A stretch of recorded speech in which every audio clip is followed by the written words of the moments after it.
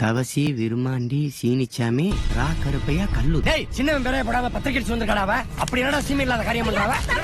So இந்த comment செக்ஷனை உங்களால் பார்க்கும் போதே ஒரு விஷயம் புரிஞ்சுக்க முடியும். இந்த ஸ்ட்ரேஞ்சர் திங்ஸோட மெயின் ப்ரோட்டகனிஸ்ட் 11 இருந்தாலுமே முக்காவாசி ஃபேன் பேஸ் ஸ்டீவுக்கு தான் இருக்குது அப்படின்னு சொல்லிட்டு. சரி, எதுக்காக இப்போ இந்த வீடியோ நான் ரெடி பண்ணுறேன் அப்படின்னு பார்த்தீங்கன்னா, உங்கள் எல்லாருக்கும் தெரியும் நவம்பர் 26 பார்த்தீங்கன்னா ஸ்ட்ரேஞ்சர் திங்ஸோட சீசன் 5 ஃபர்ஸ்ட் 4 எபிசோட ப்ரீமியர் பண்ண போகிறாங்க. சரி, நம்ம சைட்லேருந்து ஸ்ட்ரேஞ்சர் திங்ஸ் பற்றி ஏதாவது கண்டிப்பாக நம்ம பேசி ஆகணும் அப்படின்னு யோசிச்சுட்டு இருக்கும் போது தான் இந்த ஐடியா எனக்கு ஞாபகம் வந்துச்சு. ஸோ அதை இப்போ கண்டிப்பாக ரெடி பண்ணிட்டு இருக்கேன். வேற ஒன்றும் இல்லைங்க, ஸ்டீவ் அப்படின்ற கேரக்டர் எதுக்காக எல்லாருக்கும் இவ்வளோ பிடிச்சிருக்கு, அப்படி ஸ்டீவ் என்ன தான் பண்ணிட்டாரு அப்படின்னு சில சைக்காலஜிக்கல் ஃபேக்டர்ஸை பேஸ் பண்ணி தான் இந்த வீடியோ நான் ரெடி பண்ணியிருக்கேன்.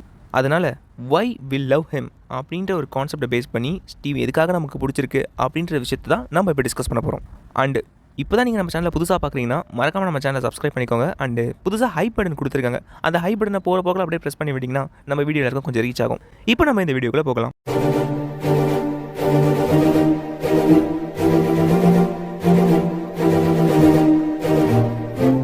ஸ்ட்ரேஞ்சர் திங்ஸ் அப்படின்ற ஒரு டிவி சீரீஸை 2016 ஃபர்ஸ்ட் டைம் லான்ச் பண்ணுறாங்க. மொதல் சீரீஸை கம்பேர் பண்ணும்போது அந்த டைமில் இது கொஞ்சம் டிஃப்ரெண்ட்டாகவே இருக்குன்னு சொல்லிட்டு நிறைய வியூவர்ஷிப் உள்ளே வர ஆரம்பிக்கிறாங்க.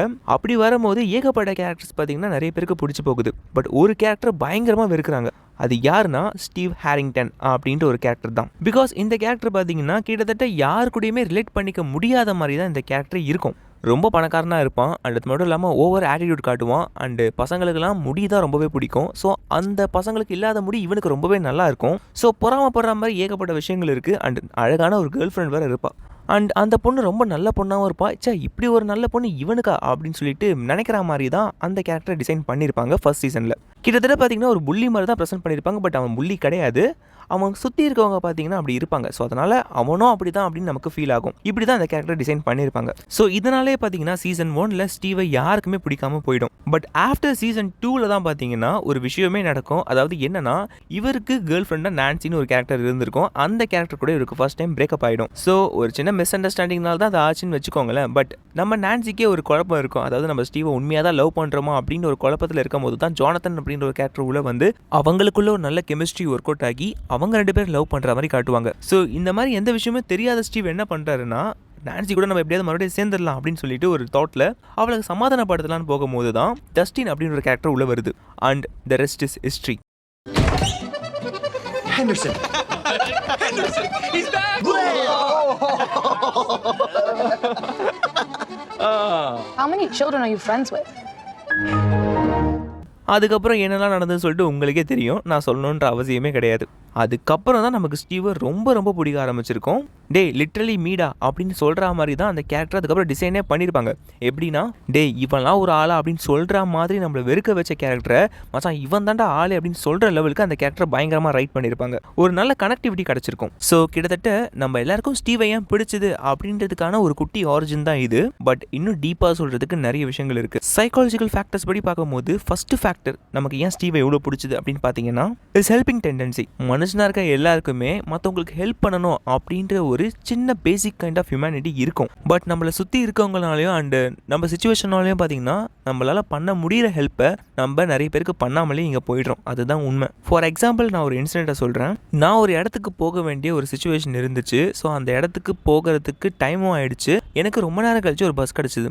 அந்த பஸ்ஸில் நான் ஏறிட்டேன். பஸ் கொஞ்சம் கொஞ்சமாக கிளம்புது. அண்ட் திடீர்னு பஸ் ஸ்டாப் ஆகுது. என்னன்னு பார்த்தா இந்த பஸ்ஸுக்கு முன்னாடி ஏதோ ஒரு சின்ன ஆக்சிடென்ட் ஆகிருக்கு. ஆனால் இந்த பஸ்னால் ஆகலை, அதுக்கு முன்னாடி போன ஏதோ ஒரு வண்டி ஆக்சிடென்ட் ஆகிருக்கு.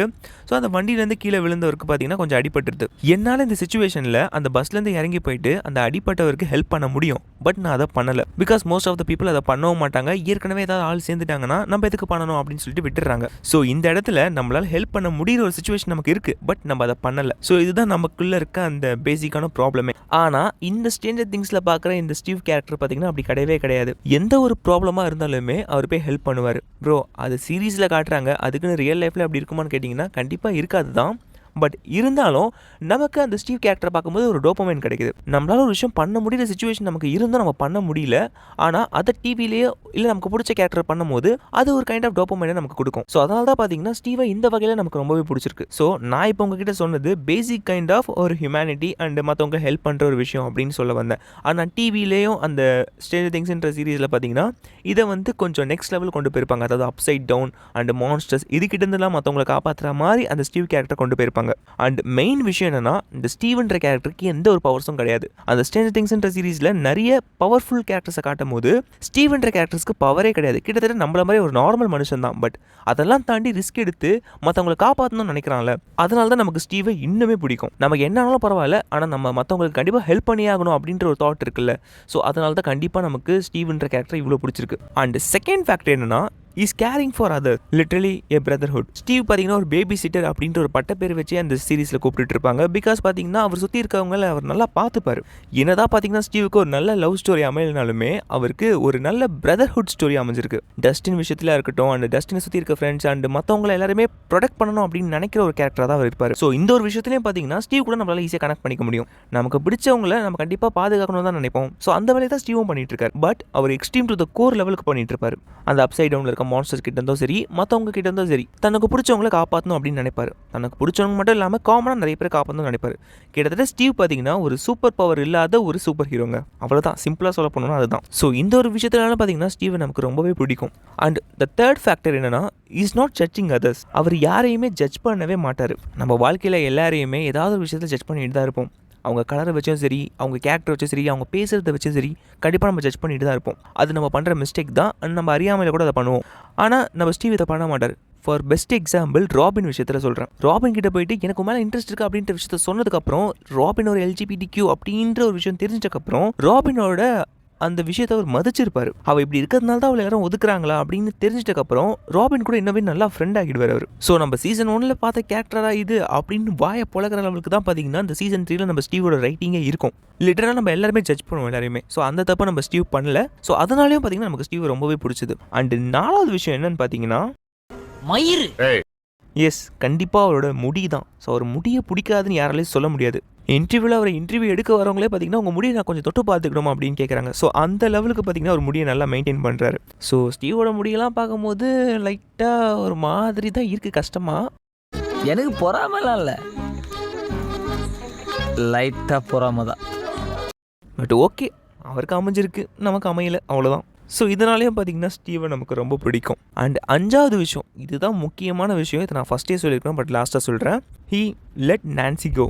அதாவது நான்சிக்கு மேலே இன்ட்ரெஸ்ட் இல்லை, அதாவது அந்த லவ்ன்ற விஷயம் குறைஞ்சிடுச்சு அப்படின்னு தெரிஞ்சதுக்கப்புறம் பார்த்தீங்கன்னா அவர் நான்சியை விட்டுருவார். அண்ட் அதுக்கப்புறம் ஜானத்தனை தான் நான்சி லவ் பண்ணுறான்னு தெரிஞ்சதுக்கப்புறம் டோட்டலாக விட்டுருவார். ஸோ இந்த விஷயத்தில் most of the boys in ரியாலிட்டியாக நம்ம என்ன பண்ணுவோம் அப்படின்றத சொல்கிறேன். அந்த பொண்ணுக்கிட்ட மறுபடியும் போய் பேச தான் ட்ரை பண்ணுவோம். அவருக்கு பிடிக்கதோ பிடிக்கலையோ, நீ என்ன லவ் பண்ணுறதுனால நீ என்ன லவ் பண்ணி தான் ஆகணும் அப்படின்ற விஷயத்தை நம்ம திணிப்போம்.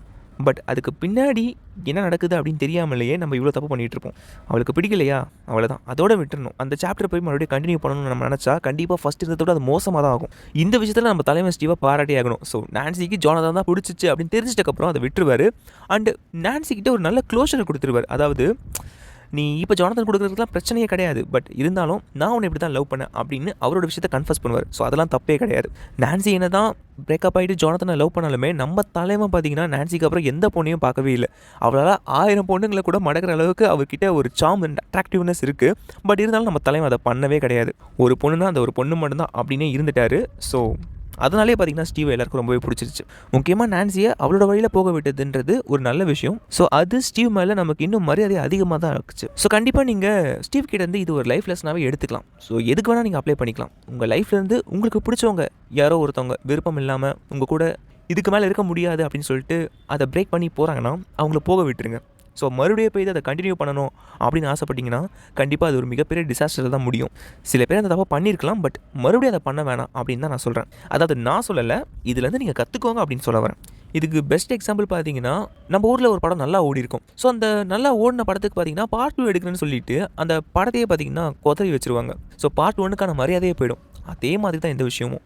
நம்ம லைஃப்லேருந்து ஒருத்தவங்க போயிட்டாங்கன்னா மறுபடியும் நான் கம்மா போட்டு கண்டினியூ பண்ணுறேன்னு சொல்லிட்டு நீங்கள் ஆரம்பிச்சிங்கன்னா இதுக்கு முன்னாடி உங்களுக்கு நல்ல மெமரிஸ் இருக்கும்ல, அதையே அழிக்கிற மாதிரி அந்த ஒரு இன்சிடென்ட் உங்களுக்கு நடந்துடும். ஸோ இதுக்கு நம்ம பேசாமலே இருந்திருக்கலாமே அப்படின்ற லெவலுக்கு நீங்கள் யோசிப்பீங்க. அதனால் போனால் அவங்கள அப்படியே விட்டுருங்க.